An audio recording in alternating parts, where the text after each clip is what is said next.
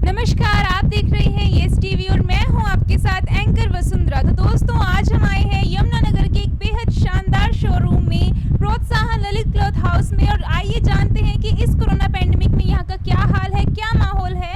तो देर किस बात की, चलिए बात करते हैं यहाँ के ऑनर केशव महाजन से। तो सर, सबसे पहले आपका यस टीवी में बहुत बहुत स्वागत है।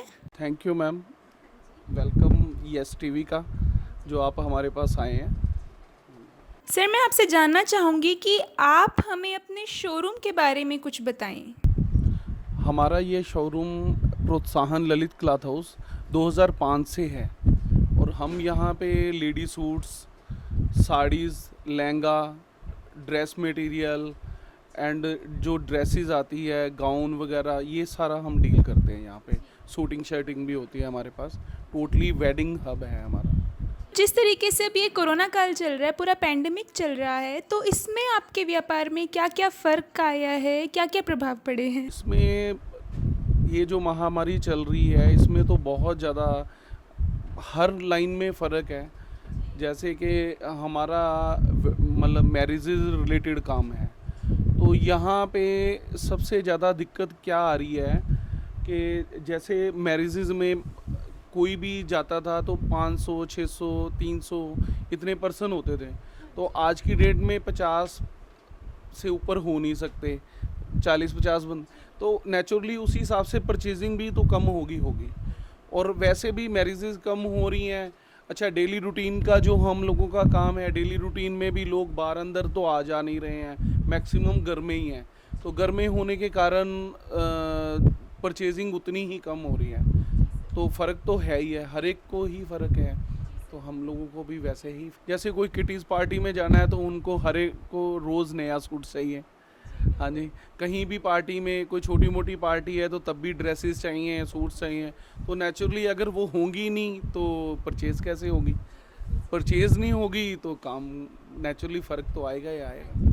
पहले से फ़र्क तो है ही है, हर एक को फ़र्क है।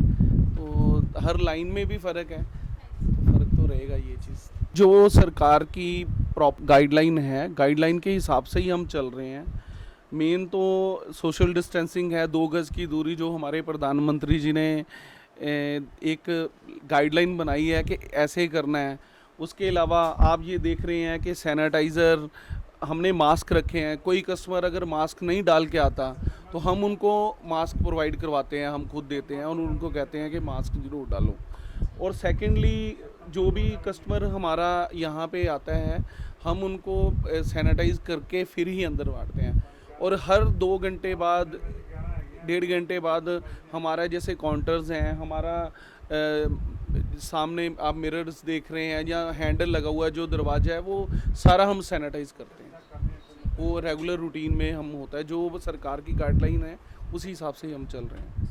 तो सर, जिस तरीके से पहले का टाइम 7 बजे तक का दे रखा था कि 7 बजे सभी मार्केट सब कुछ बंद हो जाता है, लेकिन क्योंकि अब डीसी के ऑर्डर से ये 7 बजे का टाइम एक्सटेंड होकर 8 बजे तक का हो गया है, तो आपको क्या लगता है कि इस 1 घंटे में कुछ फ़र्क आया है, कुछ मुनाफा हुआ है दुकानदारों का? ये तो उल्टा परेशानी का कारण बन गया है, क्योंकि पहले तो 4 बजे तक का टाइम था। कस्टमर उसी हिसाब से घर से चलता था कि 4 बजे तक हमने जो परचेजिंग करनी है करें और अपने घर जाएं। अभी टाइम फिर उसके बाद 6 बजे हुआ, फिर 7 बजे हुआ। तो चलो 6 बजे तक भी ठीक था, 7 बजे तक भी, मैक्सिमम 7 बजे तक ठीक था। अभी 8 बजे का होने के कारण कस्टमर उसी हिसाब से लेट चलता है और उल्टा मार्केट में उतना ही रश एक्स्ट्रा हो रहा है, उतना टाइम कस्टमर को ज़्यादा मिल रहा है। तो हम लोग भी पहले अगर 4 बजे तक का टाइम था तो हम सारा दिन बिज़ी रहते थे, और अभी हम 4-4 घंटे, 3-3 घंटे हम खाली बैठे रहते हैं। तो उसका कोई बेनिफिट नहीं है।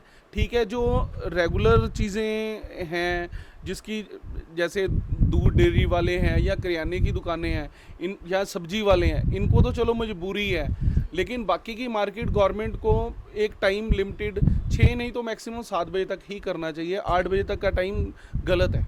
हमारा तो जो सामान है चारों तरफ से, जैसे अमृतसर हो गया, सूरत हो गया, अहमदाबाद हो गया, जयपुर हो गया, दिल्ली हो गया, सबसे आता है। तो जैसे पुराने व्यापारी हैं या जो भी हमारे रिलेशन में हैं, जो जिनसे हम लगभग 30-30 साल से हम काम कर रहे हैं, तो वो फ़ोन के ऊपर हम ऑर्डर लिखा जाता है। आजकल तो डिजिटल का ज़माना है, आपको पता है। तो वो उसमें व्हाट्सएप्स आ जाते हैं, उसमें जो चीज़ हमें ठीक लगती है वो फ़ोन उस पे मंगवा लेते हैं। तो आज का ट्रांसपोर्ट प्रॉपर सामान ले रही है, कोई इतनी दिक्कत नहीं है। सिर्फ वहाँ पे दिक्कत आती है जहाँ पे जैसे कोई पेशेंट आ गया, तो वो पेशेंट में उस चीज़ को क्वारंटाइन कर देंगे, वो एरिया सील कर देंगे, तो वहाँ से तो आना मुश्किल है नेचुरली, वो बंद रहेगा। जितना भी 28 दिन की गाइडलाइन है या 14 दिन की है, वहाँ तो नहीं आएगा, लेकिन अदरवाइज़ हर जगह से आ रहा है, कोई इतनी सामान आने की कोई प्रॉब्लम नहीं है। हाँ जी, हाँ जी, लेने वालों की प्रॉब्लम है। लास्ट में मैं आपसे सर यही जानना चाहूँगी कि जिस तरीके से अब आपको डर नहीं लगता, कुछ रिस्क जैसी फीलिंग नहीं आती कि क्या पता कस्टमर कहाँ से आ रखा हो, वो खुद ही कोरोना संक्रमित है या नहीं है, तो आपको डर नहीं लगता इस चीज़ से? देखो, डर तो इस टाइम हर एक को है, लेकिन जो गाइडलाइन है अगर हम उसका पूरा पालन कर रहे हैं तो फिर डरने वाली बात भी कोई नहीं है। बेवजह से डरना तो वो भी गलत है, लेकिन ये है कि अगर आप गाइडलाइन नहीं पालन कर रहे तो फिर डरना चाहिए।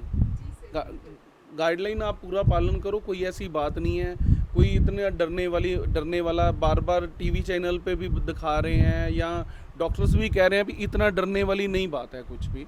सिर्फ अपना प्रिकॉशन बरतो, जो भी प्रिकॉशन गवर्नमेंट ने दिए हैं और जो इससे बचने के लिए है वो आप पूरा करो, कोई दिक्कत नहीं। Thank you so much sir, आपने हमारे येस टीवी के माध्यम से अपने विचार से हमारे सभी दर्शकों के सामने रखे। देखते रहें येस टीवी। नमस्कार।